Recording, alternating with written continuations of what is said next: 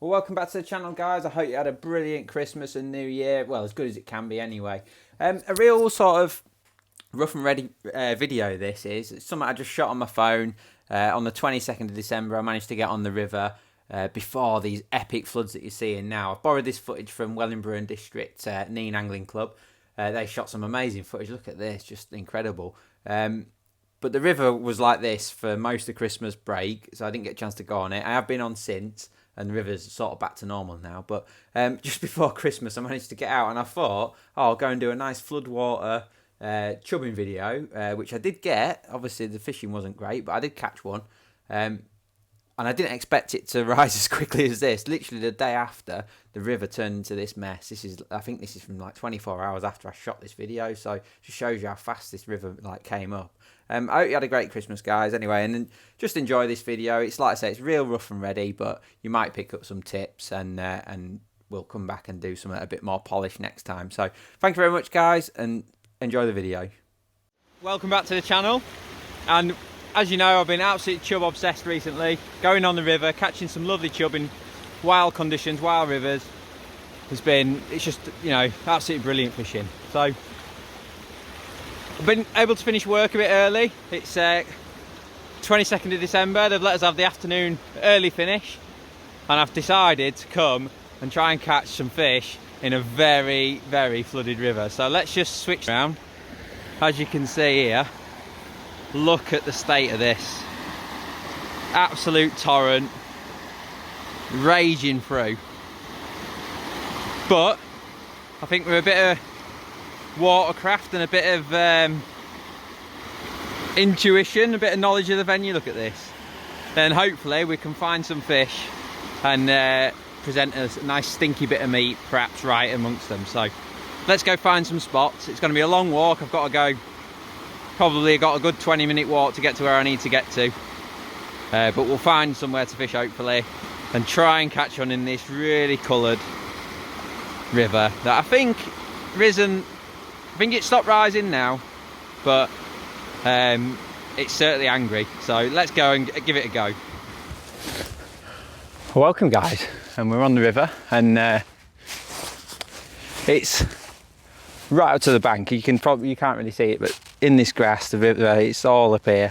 It's probably 3 foot higher than I was last year, and I caught some fish out of this swim in my last trip here.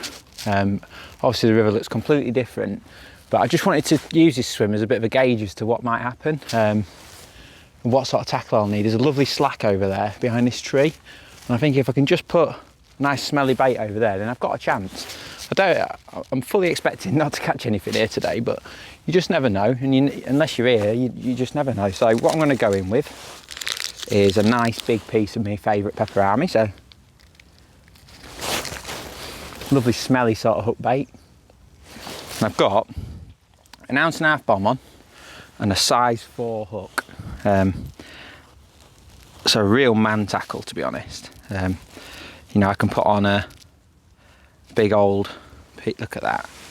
I can put on a big piece of bread, big piece of luncheon meat, anything like that. So what I'm going to do, I'm just going to plop it in up there and let's just see if we can hold bottom, see if we can present, see if we can keep a clean hook bait, and you never know, we might catch one. So I'll just pop this in. Right, so this is the swim that I really fancied for a fish, and I actually lost one in this swim earlier. It's a swim we've caught a few fish from before on low level conditions, and you can see it's got a lovely long run, and the fish I caught was actually on that bend down there, and then where the reeds are right down at the bottom. But look how high this river is. Well up. But as you can see, this is just, you know, if you do fancy doing something like this, obviously be safe. Use your landing net handle, prod around in all this. Luckily we were sat here last week, so I know what the bottom was like. But be safe, and if you can find a swim like this, then you have got a chance on your local river to catch fish, even when it's like this, like high river. So basically what this swim is, it's a long straight, but there's a big bush here. You can see that. It just creates a massive slack right behind it. So all this water, even down past that bend down there, it's all slack, and smooth and nice. You can see it's almost like the same pace as what it would be on a normal river. It's fast over there, don't get me wrong, but all this down here is nice. So you just know that there's going to be fish here. It's deep here as well. It's 8 or 9 foot deep. You just, even off the rod end, just here, I've only got my bait here, right off the rod end, and it's probably 8 or 9 foot deep there. So it's just a perfect sort of floodwater swim, really. This is the sort of thing you're looking for. Obviously, bring some waders. Get your waders on, so you can get. Because I wouldn't be able to fish from the bank on this picket, obviously, because I'd have all this to get over. But I can. This is where obviously you normally sit, and I can get in. So there we go, got one. I lost one earlier on, which really annoyed me on that other swim. I've just moved down a little bit of cheese paste right under the rod end, and there we go, we've got one. So well chuffed with that. Just shows you that even in the worst conditions you can still get a bite. So lovely. So guys, the river was absolutely raging through, and obviously I've tried to catch one. I've tried 3 swims. The first swim, it was just too fast, couldn't keep a clean bait. Second swim just looked amazing, deep, close in, just looked perfect. Slow. I lost a fish quite early on. It didn't feel like a big fish, but you know, probably a couple of pound fish. Lost that, which was disappointing. You know, obviously you might only get one chance when the river's. I mean, look, the river's just here. It was like 2 to 3 foot on, I think, than normal. Certainly 2 foot on than normal. But then I've just dropped in this swim. I felt I missed a bite. I got a real sharp tap. It definitely wasn't leaf, and I had no bait on. So I just tried some of this I've had maturing in the van for that stinky, horrible cheese paste. That's been in the van for about a month. Smells pretty grim, to be honest with you. But I just put a real nice big lump of that on. I just dropped it off these reeds, just right down here. Can hold the bottom nicely. And I got one about £3, so I'm just gonna rebait. And I've learnt a few things today about this sort of fishing. So the biggest one is obviously trying to keep a clean hook bait is the biggest one. And a quick phone call to Rob Wootton, and we both remembered a feature from Match Fishing magazine in the 90s, where someone put like a number 8 shot on the hook length to trap the leaves and stuff, so just to keep your clean bait. So what I've done, I've put a number 6 shot, don't know, 10 inch above the lead. Got a little flat lead on, look. Got me stops on the line there, just to keep obviously everything nice. And then what I have done, I've put a number 6 there, probably 10 inches from the hook. You see that? And that definitely is allowing me to present a hook bait nicely. I can just keep everything clean. That is the top and bottom of it. I've got a size 4 hook on. I've been using a size 8 recently, a KKH, but because I'm using paste, I wanted a really big hook, so I've got a size 4, sorry. I'm not sure what it is. It's a Drennan something or other, but it's a big one. And what I'm doing, just putting a really big bit of cheese paste on. Look at that, like a big old dollop of cheese paste. Keep it nice and smooth. I'm going to plop it in and just see if I can get another one, and if not, it doesn't matter, we've had one. That's been the goal of the day. But look at that, lovely hook bait. I'm just going to plop it in.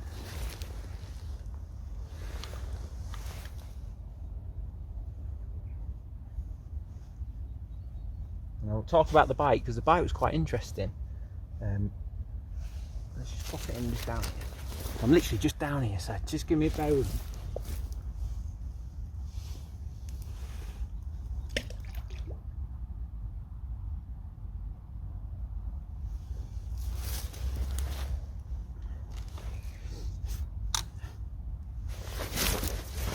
Right, we're in. So, key items to tackle definitely today. I've used an 11-foot rod. It's just an old Carbon Active, donkey's old. Just one I can leave set up for this kind of fishing. I've got a 2-ounce tip in today, only because obviously I knew the river was going to be swollen, really badly swollen, and this just gives me a chance to get nice presented and not have the rod too much pressure on the line with the rod bent over.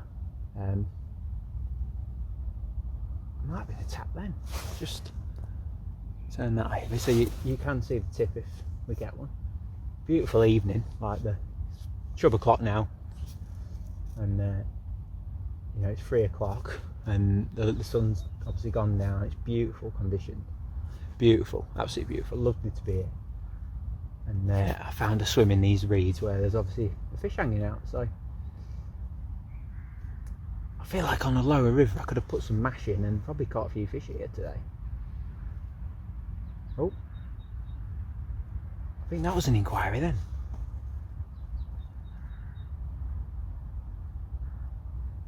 But I'm absolutely buzzing to catch one. You know, been catching them all the time in lower conditions and stuff, but not when the river's as messy as this. But it just goes to show you can't catch them sat at home, so it's worth giving it a go. Oh, hello. Obviously you've got to be keep an eye on the tip. You're going to get some leaves and stuff bashing into the setup, so you've got to like just really keep an eye on what you're doing. But the bite is in mistake. You know, you can't mistake a bite. The bite was it was like tap tap tap. You just knew it was a bite, and then all of a sudden it went, and it was on, and then the chub was hooked right down here. So I've just been chewing on the bit of cheese paste for quite some time. So, but yeah, the key points definitely today have been location. Obviously, I know I've only caught one fish, but I felt like I've only been here an hour and a half, and I just feel like I've stacked the odds in my favour. Caught one fish. Smelly bait, so obviously I've caught that one on cheese paste, but I did lose a fish on meat as well, smelly bits of meat. That number 6 on the hook length and number 6 above the lead has made a massive difference, because even though I'm getting leaves and stuff on my line, you can see I'm getting indications all the time off the leaves. It's not affecting my hook bait, so even though I'm getting leaves and stuff on my line, I'm still fishing, so that's really important. My hook bait is still clean, which is obviously really important. Nice big hook, smelly bait, so meat. You could probably fish lobbies today, to be fair. I bet you'd probably catch some fish on lobbies here today. Cheese paste, nice bits of meat. And then what I think is really important too is finding spots where you can fish close in. So that swim that I caught that chub on up there allowed me to literally just flick it down here, and I was surrounded by reeds and I could sneak right in.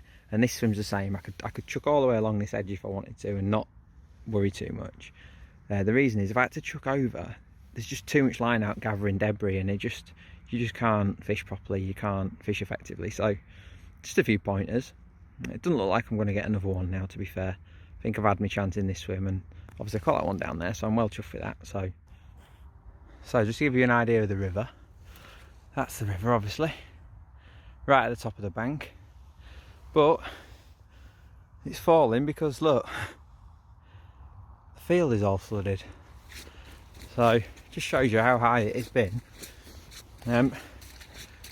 Just while I'm walking back, one thing that's worth noting is the levels of the rivers, and by that I mean keeping an eye on them, because I've now learned, obviously I've been here twice, and before I came both times I checked the .gov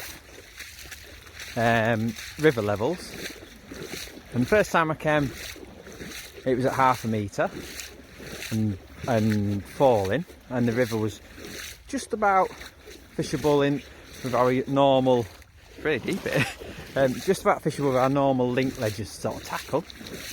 Okay, and then today it was 0.62 and rising. So now I know that, you know, if I look after a bit of rain and the water level is any higher than 0.62, then it's probably not worth coming, because I think it's been on the edge today, to be honest with you, of what you could realistically fish nicely in. But with that being said, if it was a touch lower, 1/2 metre like it was last time, even better, 0.4 of a metre, then it'd be happy days. I think it'd be chub soup. So keep an eye on that website. I'll put a little link. Sorry if I'm out of breath, it's a long walk this. yeah, I'll put a link to that. I just Google it. I just put in, you know, whatever river you're fishing levels, and it'll come up. .gov.